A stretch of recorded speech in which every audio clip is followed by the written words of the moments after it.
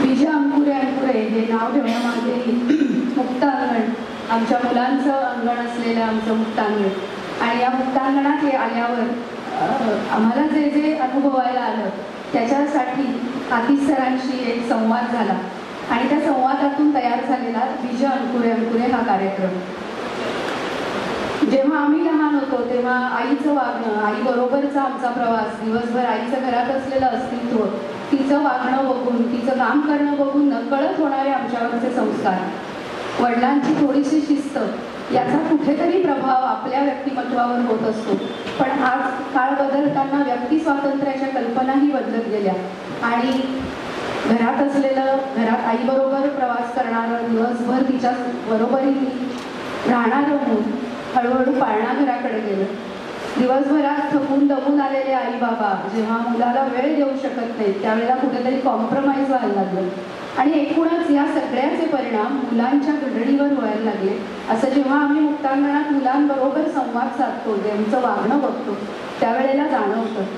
त्यांच्या आहाराच्या सवयी, त्यांच्या वागण्याच्या सवयी, त्यांच्या बोलण्याच्या सवयी, त्यांच्या खेळ खेळण्याच्या सवयी या सगळ्यांमध्ये कुठेतरी बदल जाणवायला लागला. आणि मग हळूहळू छोटी छोटी समुपदेशनाची व्याख्यानं मुक्तांगणच्या सभागृहात आम्ही अरेंज केली. पण एक व्यापक स्वरूपात कार्यक्रम करावा असं कधीचं मनात होतं आणि त्या उद्देशाने आजच्या कार्यक्रमाची निर्मिती केली. कारण आत्ताचं मुलांचं आणि आईचं आणि वडिलांचं असलेलं नातं याविषयी खरं तर खूप बोलायला हवंय. 2 तास सुद्धा त्याला कमी पडणार आहे.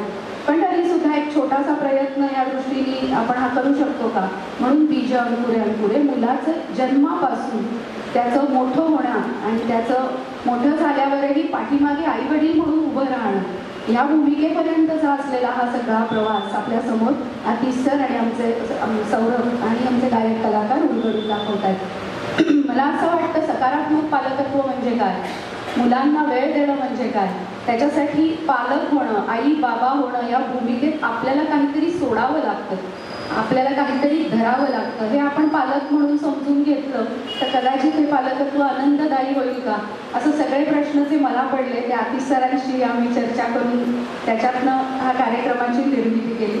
पुढची पुन्हा सूत्र सौरभकडे.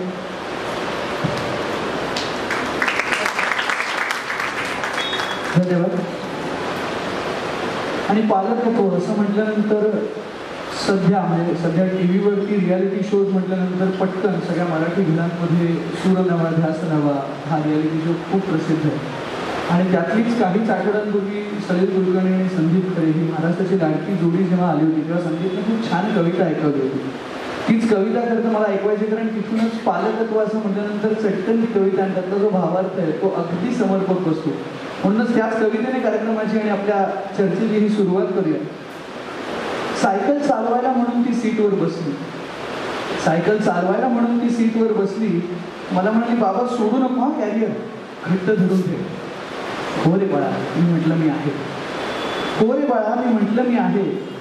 गडबडत धडपडत तिने पहिलं पायडल मारलं. माझ्या हातांवर एकदम ताण आला. तिचा जाणारा सगळा तोल माझ्या स्नायूंनी तोडून धरला, तिचा जाणारा सगळा तोल माझ्या स्नायूंनी तोडून धरला. पडते मी, ती ओरडली, तू सोडू नका. पडते मी, ती ओरडली, तू सोडू नका. नाही रे बाळा आहे मी. 5 फूट 10 फूट 15 फूट सायकल अस्ताव्यस्त चालत राहील.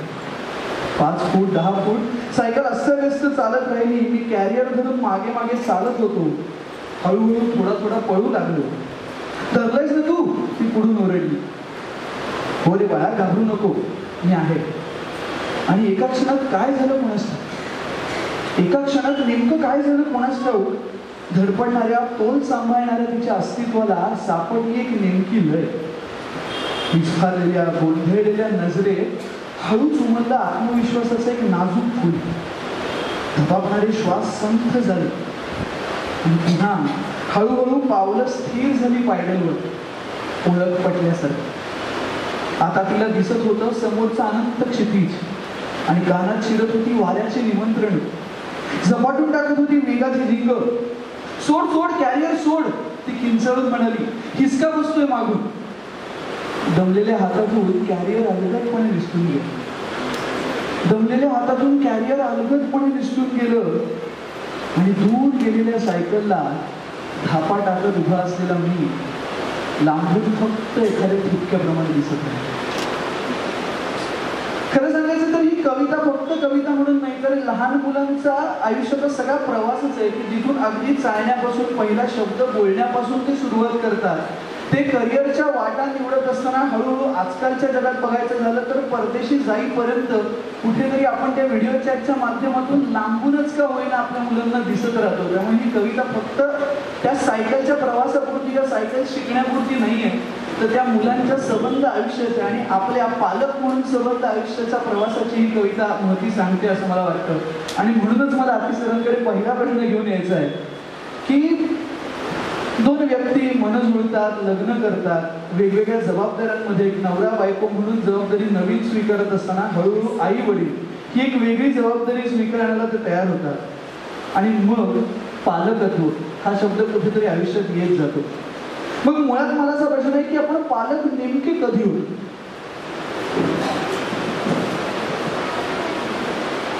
नमस्कार सर्वांना. सर्वप्रथम या सुजाण पालकत्वाच्या या कार्यशाळेमध्ये मी आपलं सर्वांचं स्वागत करतो आणि मनमंदिरा आणि आता सायकलची सीट इथनंच तुम्हाला जाणीव झाली असेल की हा प्रवास सायकलवर जो तुम्ही बसलाय तर तुम्ही सुखरूप लँड होणार आहात इथपर्यंत आम्ही घेऊन जाऊ याची मी तुम्हाला ग्वाही देतो. सौरभने प्रश्न विचारला की आपण नेमके पालक कधीपासून असतो. मला वाटतं पालक आपण फार आधीपासून असतो. फार आधीपासून म्हणजे अगदी बायोलॉजिकल पेरेंट व्हायच्या आधीपासून असतो. आपण कोणाचा तरी दादा ताई असतोच, कोणाचा तरी काका मामाही असतो आणि ह्या सगळ्या याच्यामध्ये आपण आपल्या मुलांना आपल्या पुतण्यांना म्हणू शकतो, भातवंडांना म्हणू शकतो किंवा धाकट्या भावंडांना म्हणू शकतो. कधीतरी आपण रागवतो, प्रेमाने बोलतो, अंजारतो, गुंजारतो, सगळं करतो. म्हणजे पालक आपण तेव्हापासून असतो. पण हा जो प्रवास आहे ना हा नेमका सुरू होतो सौरभने आत्ता म्हटल्याप्रमाणे लग्नानंतर. आणि लग्नानंतर म्हणजे अर्थात बायोलॉजिकल पेरेंट होण्यापासून ते त्या गर्भाची काळजी घेऊन तो गर्भ वाढवून पुढे जाईपर्यंत हा पालकत्वाचा प्रवास सुरू होतो. हा प्रवास निरंतर सुरू असतोच. पण एक महत्त्वाची गोष्ट म्हणजे ही कार्यशाळा घेण्यामागचं असं जे कारण आहे की अशी म्हण आहे की it is difficult to repair a broken man than to develop a children. मग आपण मुलांना घडवण्यासाठी जर आपण काही गोष्टी छानशा देऊ शकलो तर ती गोष्ट खूप महत्त्वाची आणि म्हणून आजच्या या कार्यशाळेचा आणि पालकत्व होण्याचा उद्देश आहे. म्हणजे हल्ली पालकत्व असं म्हटल्यानंतर पटकन काही शब्द अजूनही त्याच्या आजूबाजूला जोडले जातात. म्हणजे आता जसं म्हणाला तसं सुजाण पालकत्व हे जे ॲडजेक्टिव्ह आहे सुजाण विशेषण आहे तर नेमकं सुजाण पालकत्व म्हणजे काय आणि त्याची आजच्या काळात खरं सांगायचं तर किती गरज आहे. बरेचसे पालक माझ्या समोर जे बसले ते सुशिक्षित आहेत आणि त्यांना रॅशनल हा शब्द सर्वांना माहिती आहे. सायकोलॉजीमध्ये एक कन्सेप्ट आहे रॅशनल बिहेवियर. रॅशनल बिहेवियर म्हणजे मराठीमध्ये म्हणतो विवेकी वागणूक. मग पालकत्व सुजाण पालकत्व म्हणजे काय तर माझी जी प्रत्येक कृती आहे माझं जे वर्तन आहे ना ते मी पालकत्वाच्या तागडीत तोलून बघेन प्रत्येक वेळेला. कारण मी केलेली वागणूक ही माझ्या मुलासमोर तो आरसा असेल आणि माझं मुली तसंच वर्तन करणार आहे.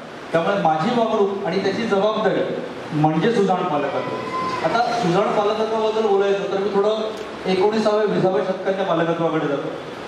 इथे ना मुलं घडायची म्हणजे पडो झडो मूल वाढो या तत्वावर मूल वाढायचं. एखाद्या चाळीमध्ये मुलं असायची, एखाद्या वाड्यात मुलं असायची आणि ती मुलं घडायची.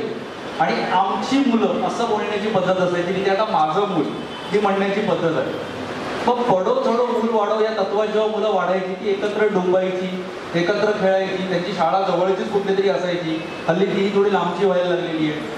आणि झालं काय की त्यांना स्टिम्युलेट करणारी म्हणजे त्यांना उद्दीपित करणाऱ्या ज्या गोष्टी त्यांच्या समोर होत्या ना ती म्हणजे त्यांची भावंड, त्यांचे नातेवाईक, त्यांचीच माणसं आजूबाजूची एवढीच त्यांना स्टिम्युलेट करायची. आता झालंय काय तर आता आपली कुटुंब व्यवस्था थोडी विभक्त झाली म्हणजे डिस्क फॅमिलीकडे आलो आपण.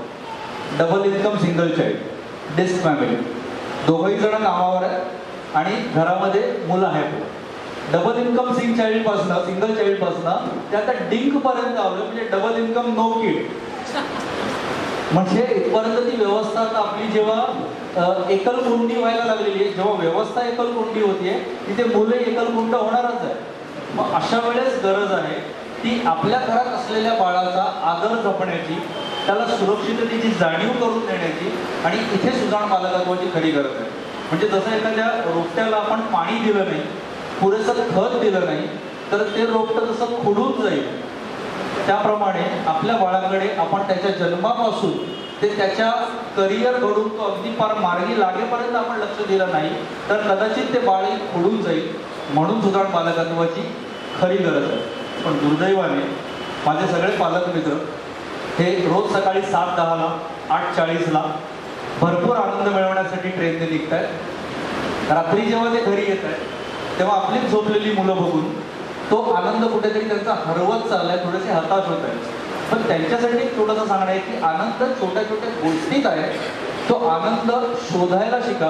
कदाचित 5 मिनिटं तुमचं मूल तुमच्याशी नाचत असेल, खेळत असेल, बागडत असेल तर तो वेळ त्याला पूर्ण द्या. त्याच्याबरोबर धमाल करा, मजा करा. अभ्यासाव्यतिरिक्त बोला पण त्याची सगळ्यात महत्वाचं. नाहीतर मला माहिती आहे 5 मिनिटं मी देतो ना, पण 5 मिनिटं कुठली?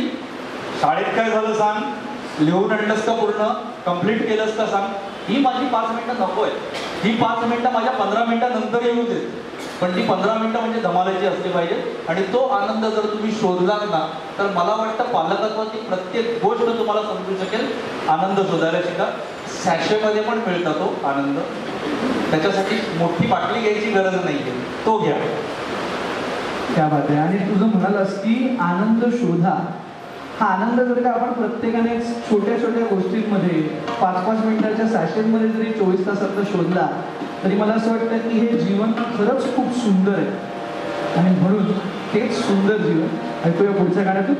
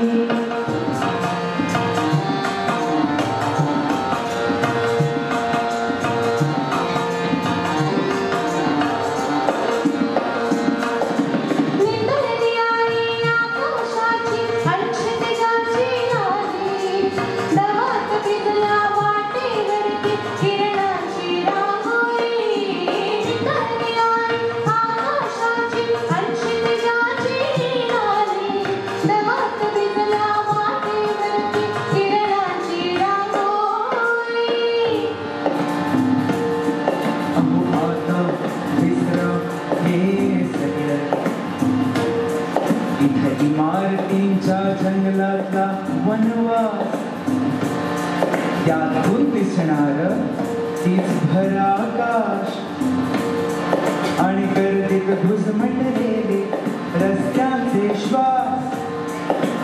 कोठेही जा अगदी धगती निसर्ग एकच आहे. हे जीवन सुंदर आहे. हे जीवन सुंदर आहे.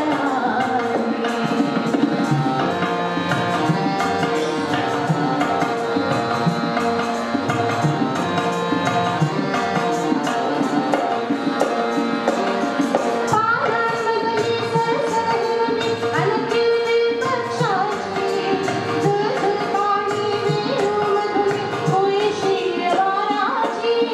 पानांमधली सरसरलेली अलकिल्ली पक्षाची, दूध पाणी वेणूमधली कोळशी वाराची.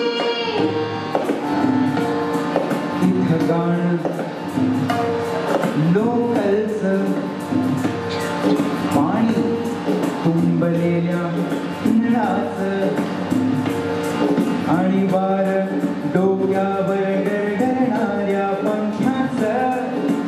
इथे तिथे संगीत नामे एकच घुमते आहे. हे जीवन